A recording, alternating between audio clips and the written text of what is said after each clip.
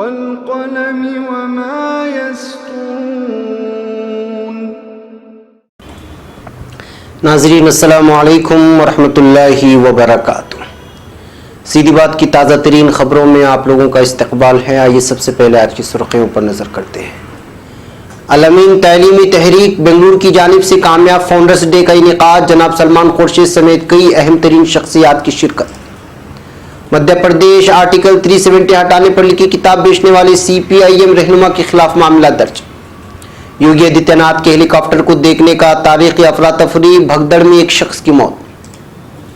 एक और IAS अफसर मुस्तफा, जमहूरियत पर खतरे के बादल। सरकारी अफसर की खुदकुशी पर कांग्रेस ने योगी हुकूमत को बनाया तनकीद का निशाना। दुकान के ट्रायल रूम में लगा था CCTV कैमरा, खवातीन को देखते थे कपड़े बदलते हुए।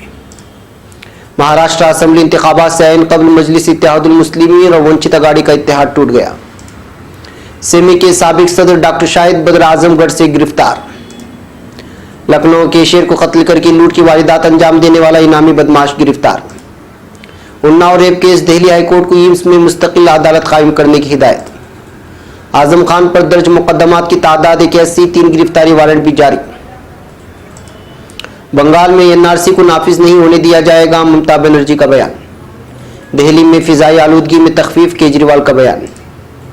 तुर्की अब मजीद शामी पनाहगुज़ीनों की मेज़बानी की सकत नहीं रखता, नायब सदर का बयान। इस्तांबुल हवाई अड्डे की सिर्फ 4 माह में 30 मिलियन मुसाफिरों की मेज़बानी। दहशतगर्द तंजीम PKK के खिलाफ तुर्क फौज की कार्रवाइयां जारी। चीन लर्जिश आराजी के वाक़यात में 9 अफराद हलाक।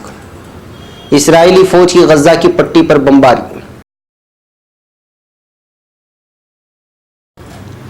नाज़रीन अस्सलामु अलैकुम वरहमतुल्लाहि वबरकातुहू। सीधी बात की ताज़ा तरीन खबरों में आप लोगों का इस्तकबाल है। मैं अंसार अजीज नदवी आज की खबरों की तफसीलात लेकर आप लोगों की खिदमत में हाजिर हूँ। नाज़रीन, तफसीलात में जाने से पहले आपको इत्तला कर दूँ कि आज का प्राइम टाइम शाये हो चुका है। उसमें बहुत सारी अहम तरीन खबरों पर तबसरा किया गया है। कश्मीर का तस्करा है, एक तूफ़ान का तस्करा है और बहुत सारी चीज़ों का, और चंद्रयान 2 का भी। लिहाजा जो है आप वहाँ जाएं और देखें और दूसरों तक पहुँचाने की कोशिश करें। लिंक्स को ज़रूर शेयर करें। महकम नाज़रीन, सबसे पहले आज की खबर है मध्य प्रदेश से। जम्मू कश्मीर से आर्टिकल 370 हटाए जाने को लेकर लिखी गई एक किताब बेचने पर मध्य प्रदेश पुलिस ने ग्वालियर से CPIM के एक सीनियर रहनुमा शेख अब्दुल गनी के खिलाफ मामला दर्ज किया है। हिंदुस्तान टाइम्स की रिपोर्ट के मुताबिक BSNL के एक साबिक अहलकार गनी 74 पर मुख्तलिफ ग्रुप के दरमियान दुश्मनी को बढ़ावा देने के लिए IPC के गैर जमानती दफा 153A के तहत मामला दर्ज किया गया। ग्वालियर के SP नवनीत भसीन ने कहा, पुलिस को मंगल की शाम को इत्तला मिली थी कि एक शख्स फूलबाग चौक पर एक मुतनाज़ा किताब बेच रहा है और इस इलाके में भीड़ जमा हो गई है। मौके पर पड़ाव पुलिस स्टेशन की टीम पहुंची। भसीन ने कहा, पुलिस को पता चला कि किताब के मवाद से मुख्तलिफ ज़ातों और मज़ाहिब के बीच दुश्मनी को बढ़ावा मिल सकता है। गौरतलब है कि मरकजी हुकूमत ने जम्मू कश्मीर को खुसूसी रियासत का दर्जा देने वाले आर्टिकल 370 को 5 अगस्त को हटाकर उसको 2 यूनियन टेरिटरी में बांट दिया। इस फैसले के बाद से जम्मू कश्मीर में पाबंदी लगी हुई है।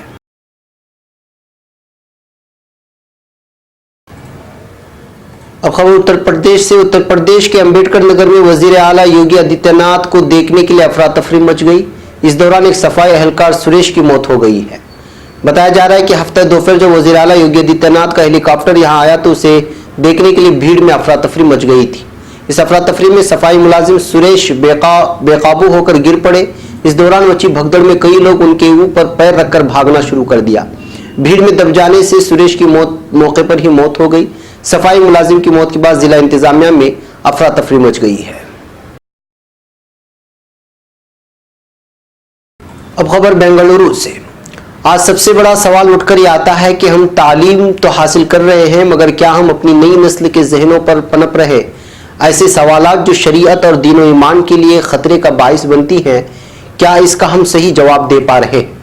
यह अहम तरीन सवाल है जिसका जवाब ढूंढना और फिर नई नस्ल की तरबियत पर संजीदगी से सोचना ये ज़रूरी है। इन बातों का इजहार साबिक यूनियन मिनिस्टर एडुकेट जनाब सलमान खुर्शीद ने किया।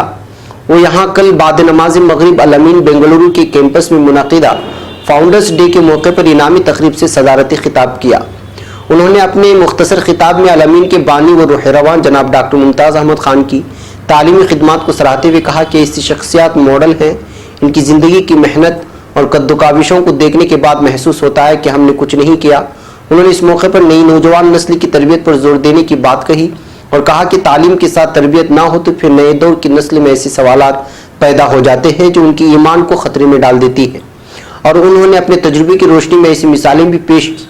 मलूज रहे कि तिलावत कुरान पाक से शुरू होने वाले इस इजलास में इस्तकबालिया के लिए नाज़िम जलसा ने अलमीन एजुकेशन सोसाइटी के जनरल सेक्रेटरी जनाब सुबहान शरीफ को दावत दी, जिन्होंने अपने मखसूस अंदाज में तमाम मेहमानान खुसूसी और एजाजी और फिर अलमीन के तमाम बोर्ड मेंबर्स और दीगर अहदेदारान का इस्तकबाल किया और फिर अवार्ड की तारीख भी बयान करते हुए इस पर मुख्तसर तारुफ पेश किया।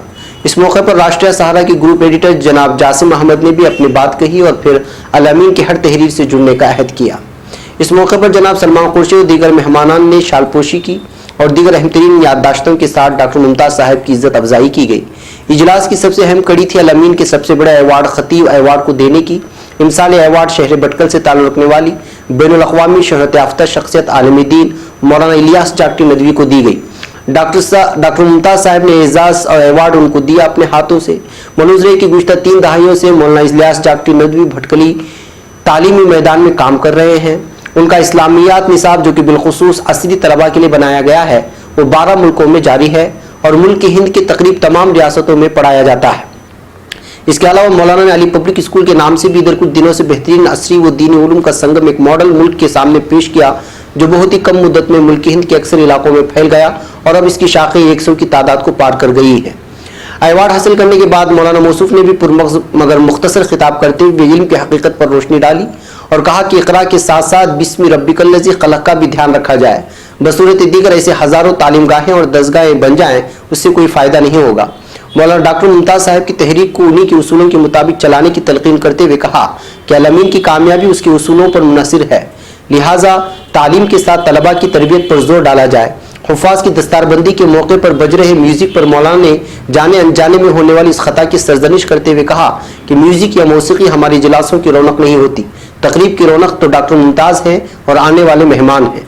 याद रहे कि इस मौके पर तमाम डॉक्टर हाफिज अमजद कर्नाटकी, मौलाना शाकिरुल्लाह रशादी, जनाब सुबहान शरीफ और जनाब सलमान खुर्शीद समेत दीगर बोर्ड के अहदेदारों के हाथों मुल्क भर के तालीमी इदारों में मेहनत करने वाले और बेहतरीन कारकर्दगी करने वाले असातिज़ा को अवार्ड से नवाजा गया।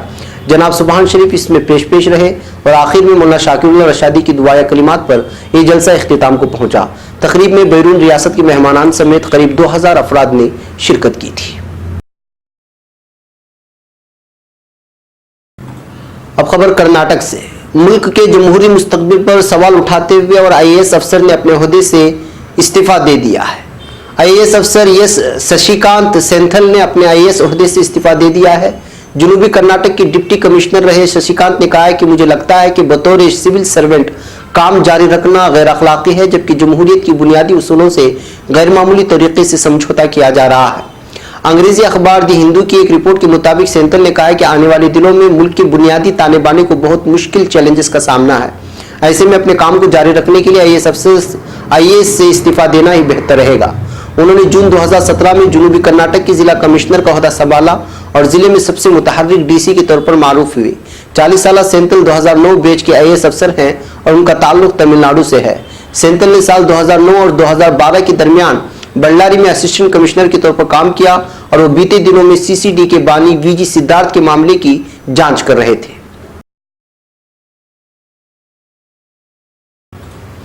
अब खबर नई दिल्ली से। कांग्रेस ने यूपी में एक अफसर के जरिए खुदकुशी करने के वाक़े पर योगी हुकूमत को तनकीद का निशाना बनाया है। कांग्रेस ने ट्वीट करके कहा है कि वाक़या बीजेपी हुकूमत की खराब हुक्मरानी का नतीजा है। कांग्रेस का कहना है कि योगी हुकूमत में अगर एक अफसर अपनी जिंदगी गुजारने में अच्छा महसूस नहीं कर रहा है तो फिर आम लोगों की हालत क्या होगी।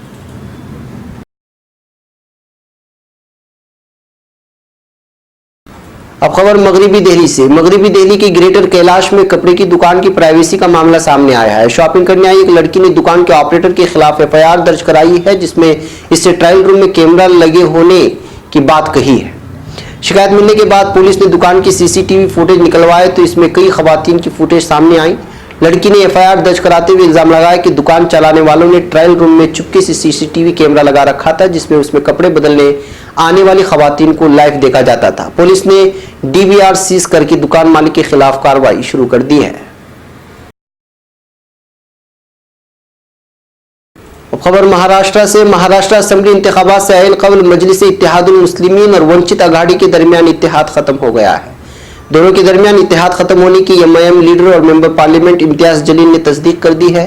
ताहम उन्होंने इस इत्तेहाद के टूटने पर किसी भी तरह का रद्द-ए-अमल जाहिर करने से इनकार कर दिया है।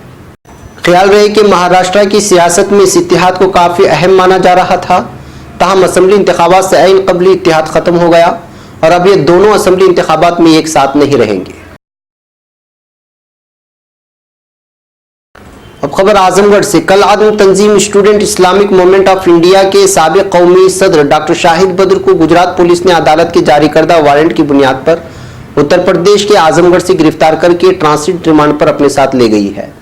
Police superintendent city Pankaj Pande ने जुमा के रोज यहां बताया कि गुजरात पुलिस ने जुमेरात की रात सेमी के साबिक सदर शाहिद बद्र को कोतवाली के मंचूभा गांव में वाक़ उनकी रिहाइशगाह से गिरफ्तार किया। उसके बाद ट्रांसिट पर रिमांड पर उसे अपने साथ ले गई। काबिल जिक्र है कि शाहिद बद्र अलीगढ़ मुस्लिम यूनिवर्सिटी से BUMS की डिग्री हासिल करने के बाद आजमगढ़ आ गए। उन्होंने आजमगढ़ जिला और मुतादिद अजला के अलावा गुजरात में मुतनाज़ा बयानात दिए, जिसमें इस पर इश्तियाल अंगेज बयान के अलावा मुल्क से बगावत का मुकदमा दर्ज हुआ था।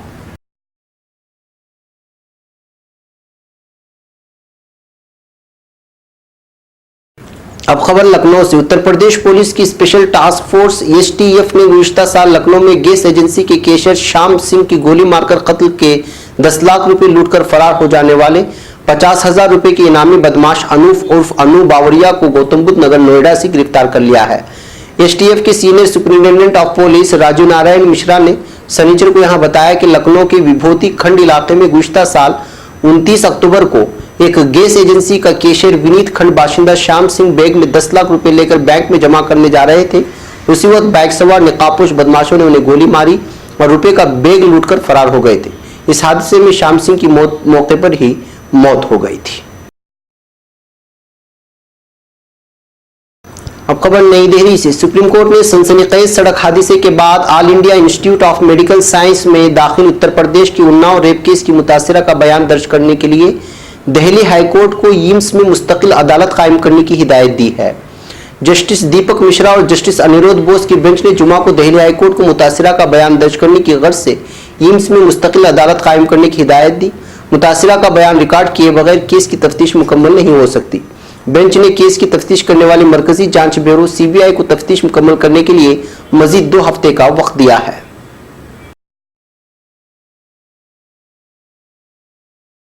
अब खबर रामपुर से। समाजवादी पार्टी के रुकने पार्लिमान और सीनियर रहनुमा आजम खान के खिलाफ यूपी हुकूमत की तरफ से की जा रही कार्रवाइयों का सिलसिला जारी है। रामपुर जिला इंतजामिया आजम खान को जमीन माफिया करार दे चुकी है और मजमूई तौर पर उनके खिलाफ 81 मुकदमात दर्ज किए गए हैं। रामपुर के SP superintendent of police Ajay Pal Sharma ने बताया, समाजवादी पार्टी के रुकने पार्लिमान आजम खान के खिलाफ कुल 81 मुकदमात दर्ज हो चुके हैं, जबकि उनके खिलाफ 3 गिरफ्तारी वारंट भी जारी किए जा चुके हैं। इनमें से एक मामला जयप्रदा के खिलाफ काबिल इतराज तबसरा से वाबस्ता है। अब खबर कलकत्ता से। मगरबी बंगाल की वज़ीर आला ममता बनर्जी ने आज एक बार वाज़ेह किया है कि बंगाल में NRC को नाफिज होने नहीं दिया जाएगा। वज़ीर आला ने कहा कि NRC सियासी हथकंडे के अलावा कुछ भी नहीं है। ये BJP की क़यादत वाली मरकजी हुकूमत उसकी आड़ में सियासी मुखालिफिन को परेशान करने की कोशिश कर रही है। रूल 185 के तहत NRC पर बहस में हिस्सा लेते हुए ममता बनर्जी ने कहा कि हम कभी भी बंगाल में NRC नाफिज होने नहीं देंगे। वज़ीर आला ने कहा कि सिर्फ माशी बहरान से तवज्जो हटाने की कोशिश के अलावा कुछ भी नहीं है।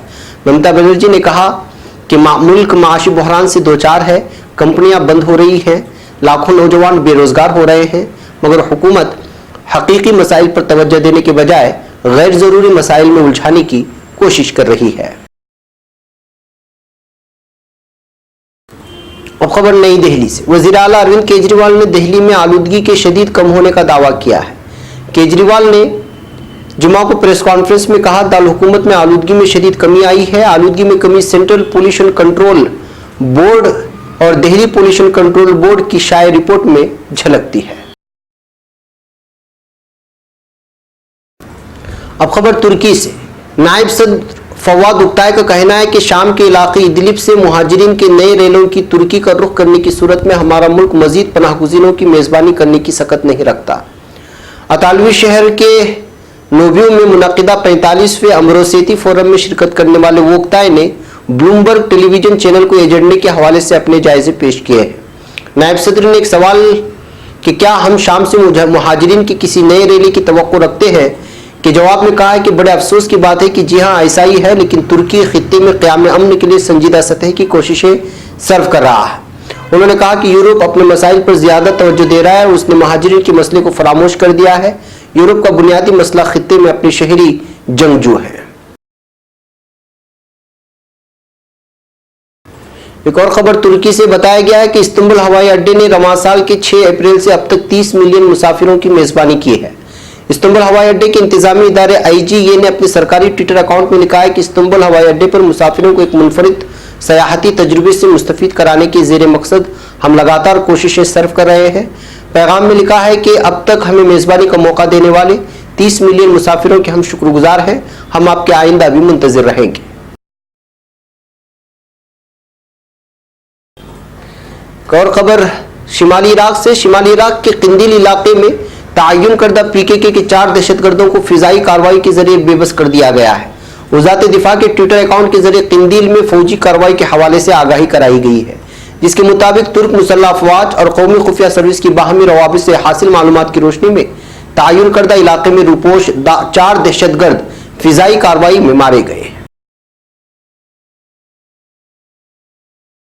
अब खबर मुल्क चीन से। चीन के जनूबी मगरबी इलाके में मिट्टी के तूदे गिरने से 9 अफराद हलाक हो गए हैं। शनहवा खबर एजेंसी के खबर के मुताबिक मुल्क के सूबे यूनान के शहर कातोंग में कल सुबह शदीद बारिशों के बायस लर्जिश अराजी के वाक़यात रोनूमा हुए, जिसके बाद इत्तला न मिलने वाले 9 अफराद की तलाश का काम शुरू किया गया। दिन भर जारी रहने वाली इमदादी सरगर्मियों के बाद रात गए मिट्टी तले दबे 9 अफराद के बेजान जिस्मों तक रसाई मुमकिन बन सकी। दरियासना लर्जिश अराजी से मुतासिरा 27 अफराद को महफूज मकामात को मुंतकिल कर दिया गया है। अब खबर फिलिस्तीन से। इसराइली फौज ने गजा की पट्टी पर खारदार तारों वाले इलाके के 2 ठिकानों पर बमबारी कर दी है। इलाके के शाहिदीन से हासिल करदा मालूमात के मुताबिक इसराइली फौज ने गजा के शिमाल में वाक़े बैतुल लाहिया और मशरक़ी शुजाइया महलों में फिलिस्तीनी ग्रोहों की जानिब से निगरान मरकज़ के तौर पर इस्तेमाल करदा 2 ठिकानों को निशाना बनाया। ख्याल रहे कि इसराइली फौज ने इस बमबारी से पेशतर गजा की पट्टी से 5 मिसाइल दागे जाने की इत्तला दी थी। गजा से दागे जाने का ऐलान करदा इन मिसाइलों की जिम्मेदारी ताहाल किसी ग्रुप ने अपने सर नहीं ली है। नाज़रीन, ये थी आज की ताज़ा तरीन खबरें। अगली ताज़ा तरीन खबरों के साथ फिर आपसे मुलाकात होगी। हमारी पूरी टीम को यहाँ पर इजाज़त दी। अस्सलामु अलैकुम रहमतुल्लाहि व बरकातुहू।